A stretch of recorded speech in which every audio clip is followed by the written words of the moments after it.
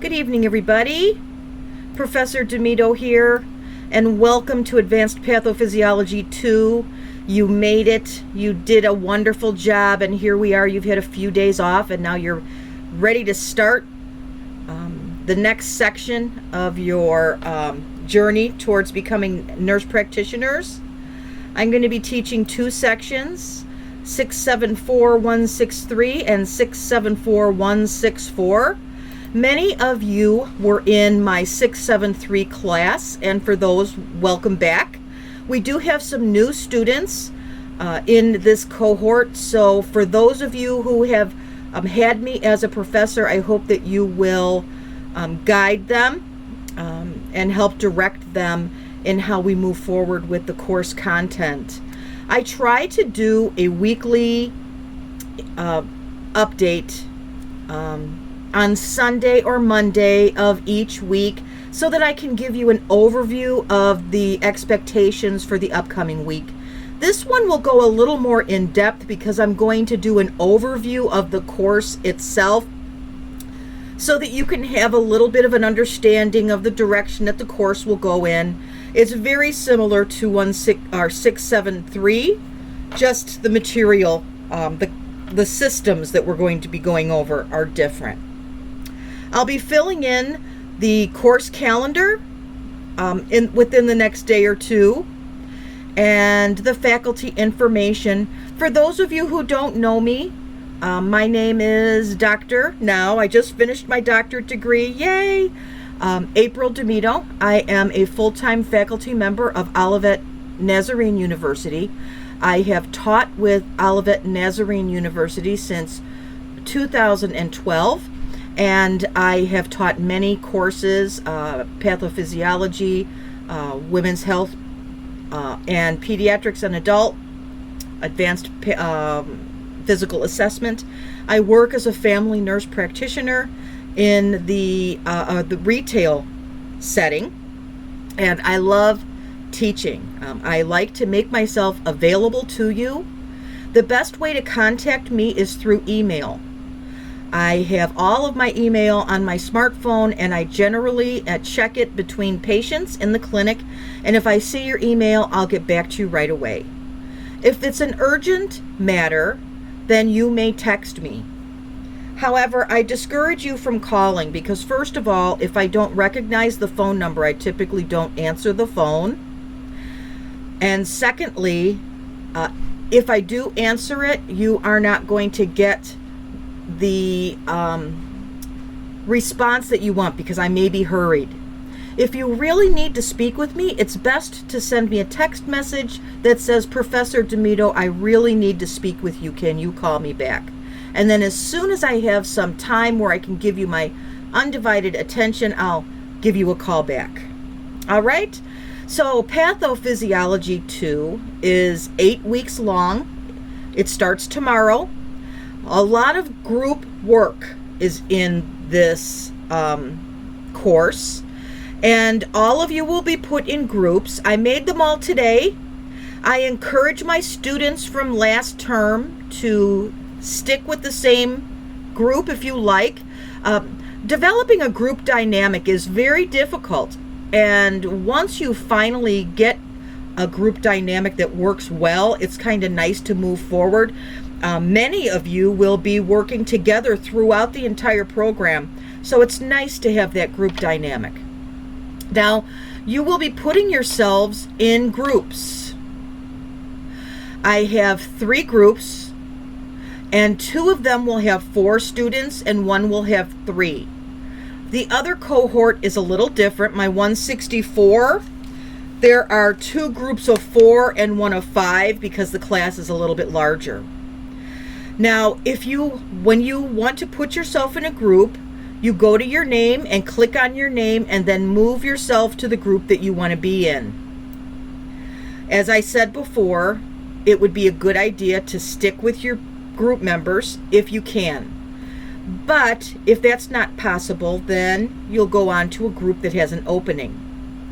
Now, this first week, I have assigned group leaders, so the first person who goes into the group will be the group leader. In week 3 and 4, it will be randomly assigned. Now, what is the group leader's responsibility? The group leader is the one who decides how the process is going to be done. Some people do this work all together. Some people assign sections to members of the group. However, it is the group leader's responsibility to ensure that the expectations of the assignment are done. Another important part of the group leader's role is to let me know if members of the group are participating or not. If you have members of the group that are not participating, I need to know.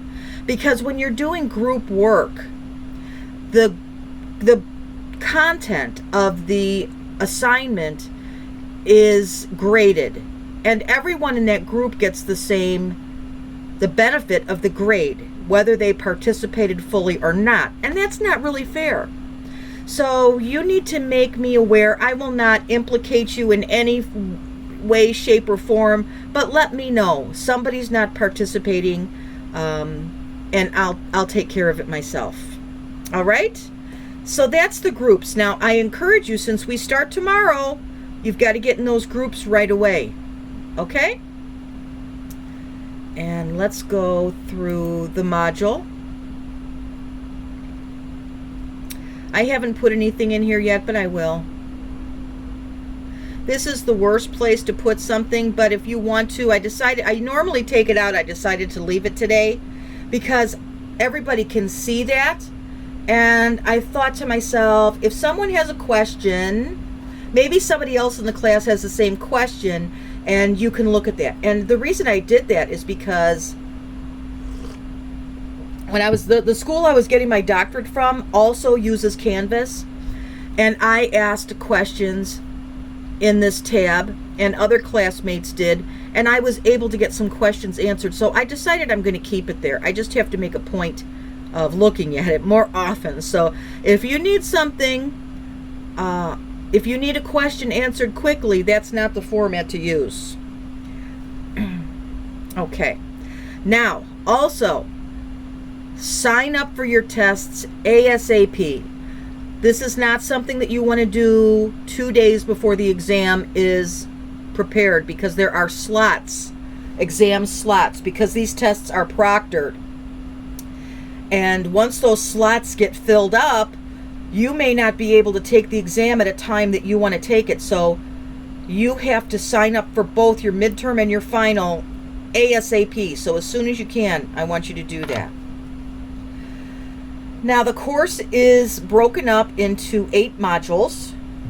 And this course is a little different because the cases for week 1 and 2 are the same. You're just doing different pieces of the case. Also, other assignments here, you have your time estimation quiz, but there are no points allotted to that. Something that I found a lot of students missed points on was this one for week 2, your self-evaluation and peer group members evaluation. That's 18 points. And I had some students that just didn't turn it in and lost 18 points. That 18 points can make a big difference. So it only takes a few minutes, so please do that. All right, so our module for week 1. We start out looking at the neurosystem and the dynamics associated with it. And also the group introduction forum. The group introduction forum needs to be completed by day 3. So by Wednesday, that needs to be completed in order for you to continue in the course. Now I'm going to click on this case study discussion, and I'll go over it. There are 3 different cases. That's why there are 3 different groups. And this is graded at the end of week 2. So each week is worth 100 points. Okay. In this discussion forum group, members will post their diagnostic process for the assigned video cases. The diagnostic process begins with gathering important information about the patient, both subjective and objective, starting the differential diagnosis process, and concludes with a prepared treatment plan. Please contact support@realdx.com for any technical issues. Other questions will be directed to me. The schedule outlined below will be followed for completing the video case studies. So, Monday at 8:30 a.m., the drawer is going to open. Beginning Monday at 8:30, patient videos and assessment data are available to be reviewed by group members. Now remember, the group leader, another responsibility of the group leader is to put all of this together in one document. So you all will not be turning in a document, just the group leader will. So there will be 3 documents posted on this group, on this thread right here where it says reply. There will be 3 separate ones, one for group 1, one for group 2, and one for group 3. So beginning Monday at 8:30, patient videos and assessment data are available to be reviewed by group members when accessing RealDX. Group members work collaboratively to create a list of subjective and objective information relevant to their differential diagnosis, at least 3 potential diagnoses with rationale for each. Submit the group differential diagnosis posting, including all of the below: subjective and objective information from the patient video and the assessment data, additional labs, diagnostic testing, if any. The group would order if there was a patient, if this was their patient, and differential diagnosis must be posted by Wednesday at right before midnight, 11:59. Now remember, for those of you who were in my course before, you know that you're formulating this into a SOAP note, right? So, subjective information is, what's subjective information? It's what the patient tells you. So the patient is telling you, first of all, there's CC, the chief complaint. The chief complaint consists of 1 or 2 words that describe why the patient came to see you today. The HPI, or the history of the present illness, expands on that a little bit, and it tells, it elaborates more on the ailment that they're there for, and you can use the old CARTS method of documenting to ensure that you're covering all the bases for the HPI. Now, I understand that all of the data for your note will not be in the video, but I want you to make that area like you did. You did this before. So you've got the CC, the HPI, and then you are going to have the review of systems. The review of systems is the body systems, and it's okay for you to say review of systems, negative, except for those stated in the HPI. I'm going to try and find some examples for you too, so that the new members of our class don't feel so lost. Then you're going to do the patient's history. The patient's history consists of past medical history, past surgical history, family history, social history. Do they smoke? Do they drink? What are their diet? What's their diet? Any drug history?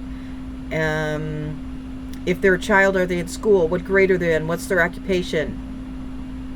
And then allergies, medications, and immunization status. Those are all important pieces of documentation when you're doing objective and subjective documentation for a SOAP note. All of those things I just discussed, that's the S.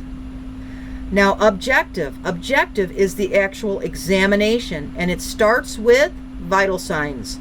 Height, weight, vital signs. And then you're going to go over the body systems individually, and you only need to comment on those that are relevant to the diagnosis or the complaint.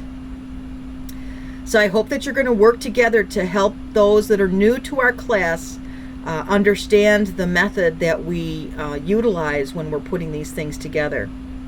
Now, Thursday morning at 8:30, the healthcare provider's differential diagnosis is going to be revealed for each group's video.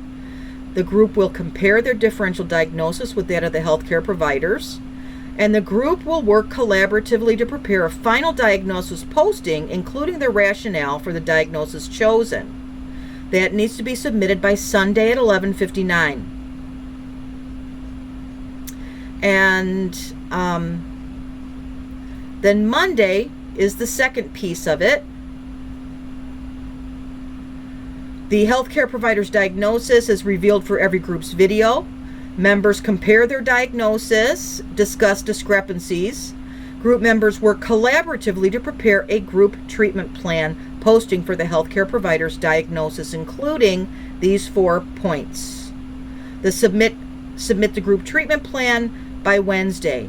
On Thursday, all video cases for the week will be opened with all drawers and information visible for viewing. Group members will compare their group treatment plan posting with that of the healthcare professional's treatment plan and disposition of the case provided, discussing discrepancies. Individuals will read other groups' case study posts and review healthcare professional actual treatment plans for each case of the week. Individuals should submit at least one individual feedback post to one other group's discussion forum thread regarding the group's treatment plan. This needs to be about 75 words. I want you to use citations to support what you're saying. And then you must submit at least one reference posting.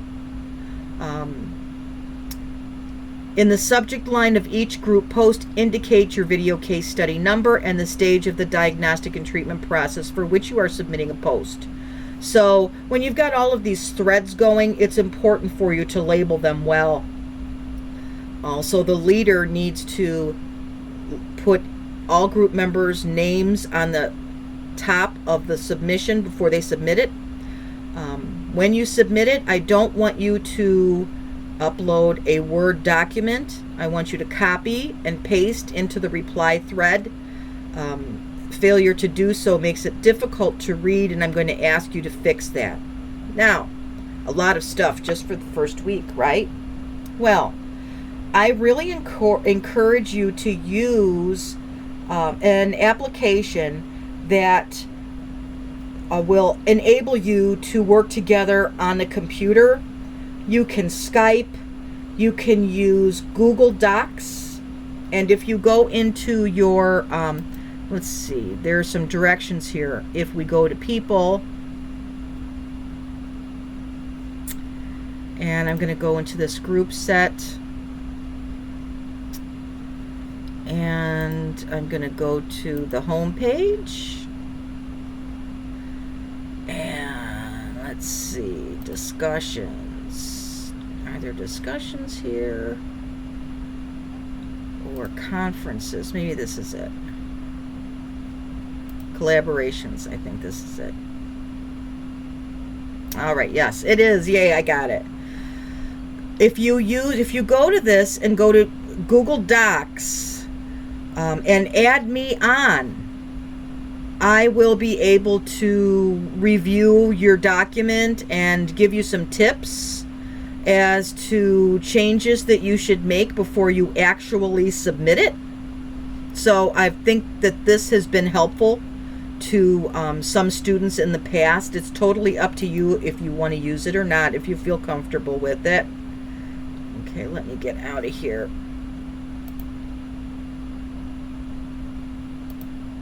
Oh, I want to go home. No, I want to get out of here. I want to go to the dashboard.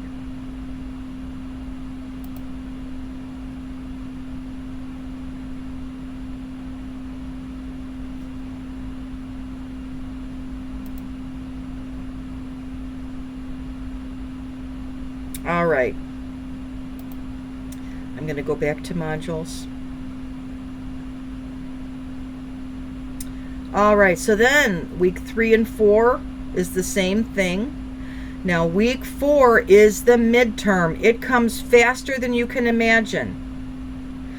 We will have a review session, week 3, and all of that stuff will be coming out within the next day or two of what date it is. Now let's move on to week 5. Week 5, you're going to see this. Oh my gosh, everybody's going to get nervous about this because the community disease portfolio is coming up. Well, these are drafts.